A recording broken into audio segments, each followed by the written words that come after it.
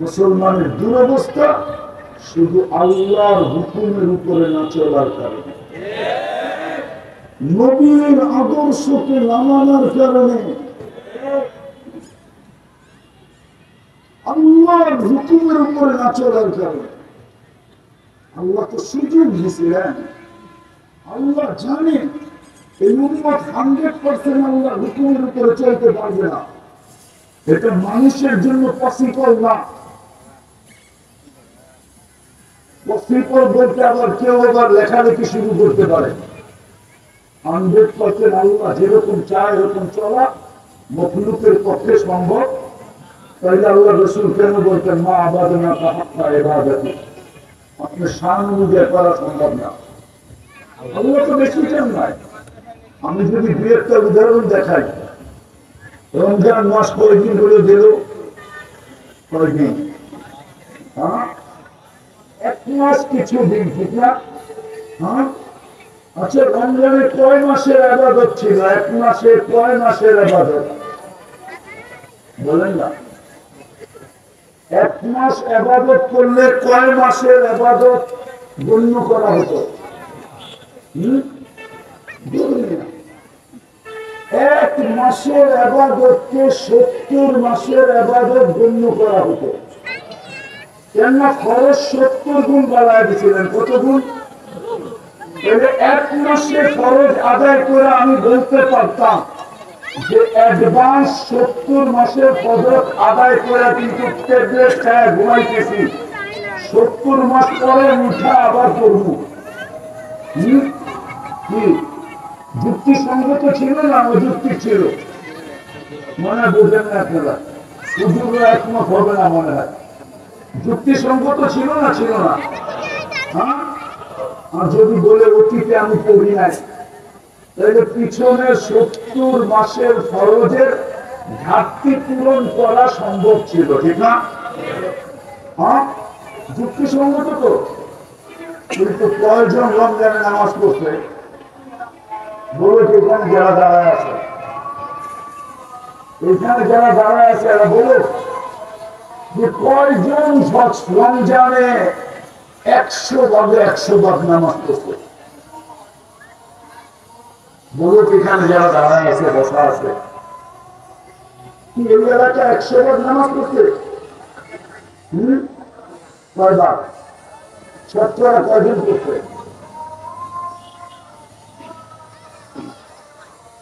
আচ্ছা, মাইনা নিলাম 30% পড়ছে, ঠিক না? মাইনা নিলাম, ঠিক না? মাত্র অসুবিধা কি? 70% পড়ে নাই। আপনি ভালো থাকতে চান কি করে? আপনি ভাবছেন ভালো থাকবেন? কেমনে থাকবেন ভালো বলেন? কেমনে থাকবেন ভালো আমাকে বলেন? 70 ভাগ তো পড়ে নাই। বলবেন যে 30 ভাগ পড়ছে ওরাও তো ভালো নাই। আগেই বলছি আমি, এটা উম্মত, এটা জাতি, মুসলমান জাতি, এটা উম্মতে মুহাম্মদী। এই দুনিয়া ভুগবে সবাই সমান ভাবে, এটাই সিদ্ধান্ত। হ্যাঁ, ওই দুনিয়া পৃথক হয়ে যাবে 30%, 70% ধরা খাওয়া যাবে। কিন্তু এইখানে 70%-এর জন্য 30%-কে বিপদ ভোগ করতে হবে, এটাই সত্য। আমি তো বলি গরম, এটা কম দিচ্ছেন, আগুন ফলানোর দরকার ছিল, আগুন।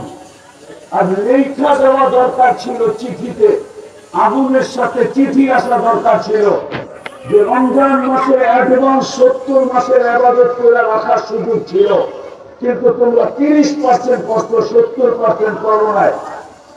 অতীতের 70 মাসের খরচের ঘাটতি পূরণ করার সুযোগ দিয়েছিলাম আমি, কিন্তু তোমরা কর্মপাত করো না। আমি আগুন দিব না তো দিব কি? এই দরকার ছিল গরম। আর এই দুর্দশা এর চেয়ে বেশি কিছু অপেক্ষা করতেছে, যেটা শেষ জায়গায় চলে আসছি। আসেন আমার কথা বোঝেন। আমি আপনাদের পায়ে হাত দিয়ে বলতেছি, আপনি মুসলমানের ঘরে জন্ম নিয়েছেন, উম্মতে মুহাম্মদী হিসাবে নির্বাচিত হয়েছেন, মুসলমানের ঘরে অস্তিত্ব দিচ্ছে আল্লাহ। উম্মতে মুহাম্মদ হিসেবে নির্বাচিত করছে। দুই জিনিস ছাড়া আপনার জন্য কোনো গতি নাই। যেমন আমি উদাহরণ দিয়ে বুঝাইলাম, কিছু মানুষ যদি পছন্দ করে ফেলে তখন আর কোনো গতি থাকে না, আর কোনো গতি, আর কোনো আমি ইঙ্গিত দিয়ে বুঝাইতেছি। কেউ যদি আয়সা বললো এটা আমার লাগবো, এইভাবে আমি লোক পাঠাইতেছি, আপনার ভিতরটা ফাইটা যাবে হয়তো, সে এলাকা মলিন হবে হয়তো, আপনি কর্মচারীকে বলবেন কোনো গতি নাই। এটা দিয়া যদি খুশি থাকে নিয়ে তাহলে তো ভালো, আর যদি খুশি দিলে না দিলাম তাহলে বড় একটা মিষ্টি আইতে পারে আমার কাছে, ওই সময় বড় মিষ্টিটা দিতে হবে, মনে হয় বোঝেন নাই? হ্যাঁ, তাহলে দুনিয়ার কেউ পছন্দ করলে যদি গতি না থাকে, আপনাকে মুসলমানের ঘরে কে পছন্দ করছে? 99 পদের মালিক আল্লাহ। উম্মতে মুহাম্মদ হিসেবে কে পছন্দ করছে? আপনি আজকে লাভ দেখতেছেন, কালকে লাভ দেখতেছেন না, চলেন কালকে লাভ শোনায় দিই আপনাকে। ওই দিন বুঝবেন, যেই দিন কাগজের মুসলমানকে আল্লাহ বাহির করবে জাহান্নাম থেকে। কাগজের মুসলমান বুঝেন? আমাদের সমাজে কিছু লোক আছে, না আচরণে, না কথাবার্তায়, না চলাফেরা, না উঠা বসা, কোন কিছুতে সে নিজেকে মুসলমান স্বীকার করে না। কিন্তু কোথাও যদি সরকারি কাগজে ধর্ম লিখতে হয় তাহলে সে চুপে লেখা দিয়ে আসে আলেম মুসলিম। ওকে যেদিন দুজক থেকে আল্লাহ বাহির করবে, ওকে যেদিন, ওই দিন সারা দুনিয়ার কাছে চিৎকার দিবে, ওই দিন কাফের জগৎ চিৎকার দিবে, আমরা যদি এরকম কাগজের মুসলমান হতাম তাইলে তো আজকে আমাদেরও বাকি হওয়ার সুযোগ হতো। কেননা অনলাইনের যুগ, আপনি চুপে লেখা আসলে কি হবে? কাফের জগৎ অনলাইনে চেনা ফেলতে আপনি মুসলমান, দুজনে যখন দেখা হবে তো ওরা চিৎকার দিয়ে বলবে, কিরে তুই না অনলাইনে লেখা আসলি মুসলমান, তো তুই আমাদের সাথে কেন? তোর তো জান্নাতে যাওয়ার কথা, তুই আমাদের সাথে কেন? একটু টিটকারি করতে দেরি, আল্লাহর রহমতে জোশ আসতে দেরি হবে না। আল্লাহ বলবে জিবরিল এদেরকে বাহির করো, যখন বাহির করবে তো সারা দুনিয়ার কাফের চিৎকার দিবে, ইয়াউমা ইয়াউদ্দুল্লাযীনা কাফারু লাউ কানু মুসলিমিন। আরে আমরা যদি ওদের মতো অনলাইন মুসলিম হইতাম তাহলে আজকে আমাদের বাহির হওয়ার সুযোগ হতো। ওই দিন বুঝে আসবে। দুইটার পায়ে হাত দিয়ে বলতেছি, দুই জিনিস ছাড়া আপনার চলবে না। একটা হলো আল্লাহর হুকুম, দ্বিতীয় হলো নবীর আদর্শ। আমি শেষ কথা বলতেছি, হুকুমের ভিতরে যদি একটাও করতে পারেন তাইলে মনে হয় পার হয়ে যাওয়া যাবে একটা। আজকে যদি মুসলমান 100 বার নারী হত্যা, পুরুষ হোক, কি করেন না করেন আমার এটা বিষয় না, যদি একজন অঙ্গীকার করলো যে আজকে থেকে আমি নামাজ কোনো দিন ছাড়বো না, পারেন?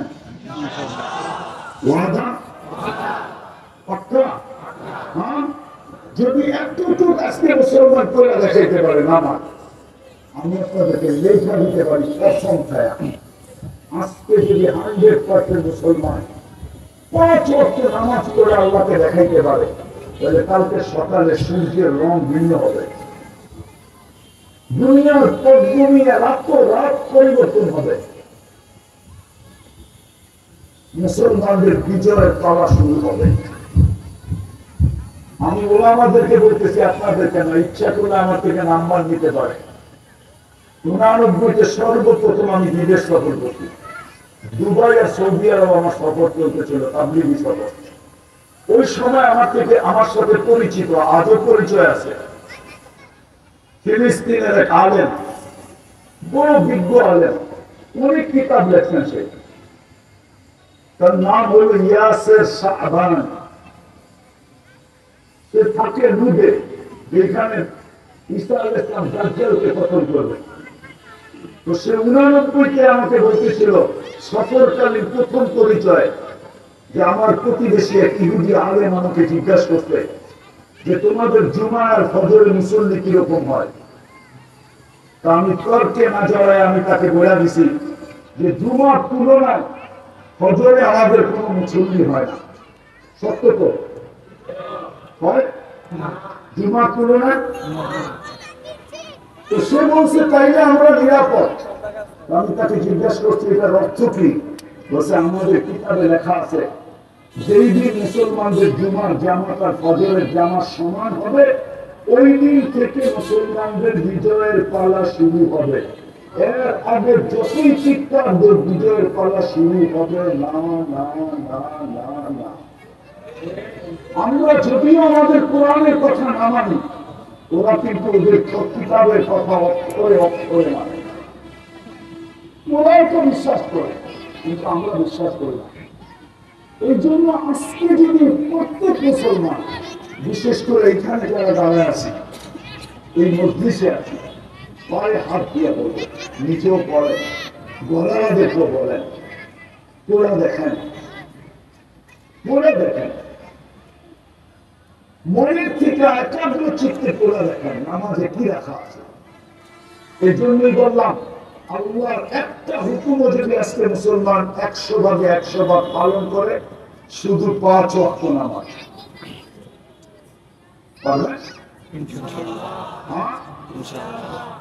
নবীর আদর্শকে যদি নিজের আদর্শ বানায়, যদি জিজ্ঞাসা করেন কয়টা বানাইতে হবে, তো এক হাদিস দিতেছি 10% এই জমানায় মানলেও চলবে। কত কত কত 10%।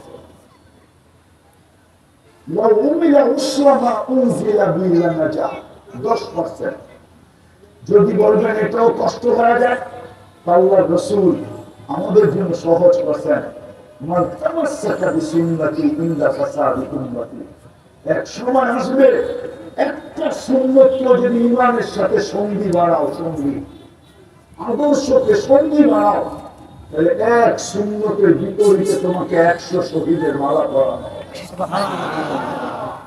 বিদায় আমার পর্যালোচনায় আল্লাহর রাসূলের আদর্শের ভিতর থেকে সবচেয়ে বড় আদর্শ যেটা, একটা আদর্শ সবচেয়ে বড়, যেটা দুনিয়াতে আসার সাথে সাথে সিজদার মাধ্যমে আমাদেরকে মেসেজ দিবেন, আর যাওয়ার সময় যেদিন চলে যেতেছিলেন ওই সময় মুখে চিৎকার ছিল আসসালা আসসালা, আর যেটা নিজে সবসময় বলতেন আরিফনি ইয়া বেলাল, বেলাল আমার চোখে শীতলতা কর, চোখে শীতল করো, আমার দিলকে শীতল করো। ওই সুন্নতের আদর্শ হলো 5 ওয়াক্ত নামাজ। তাহলে 1 3 2 মধ্যে নামাজ 1 3 2 শিকার দুনিয়া পুরো দেখো জানেন না 1 3 2 আল্লাহর হুকুম পুরা হলো, নবীর আদর্শ পুরা হলো। কি কয়টা?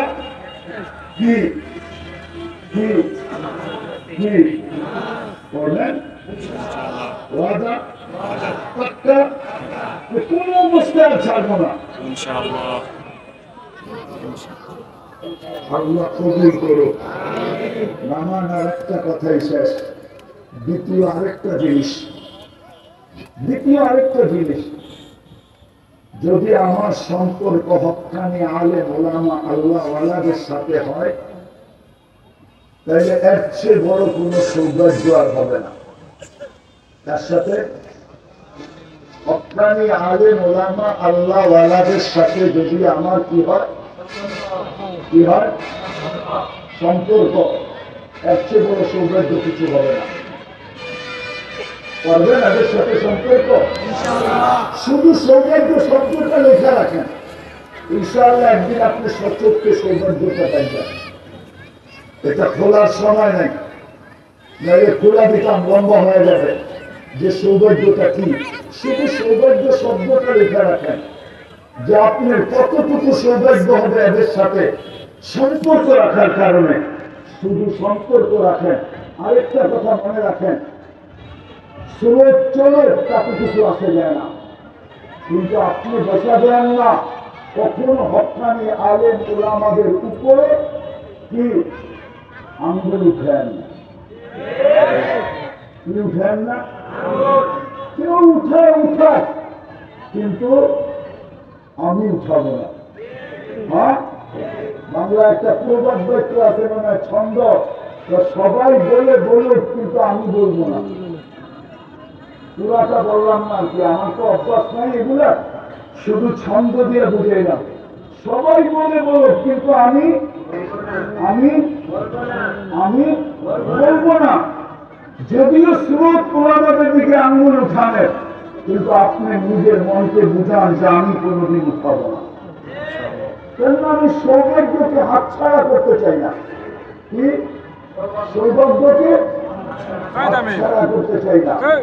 এই জন্য সবার কাছে দরকার হক্কানি আলেম ওলামা আল্লাহওয়ালাদের সাথে চলবে।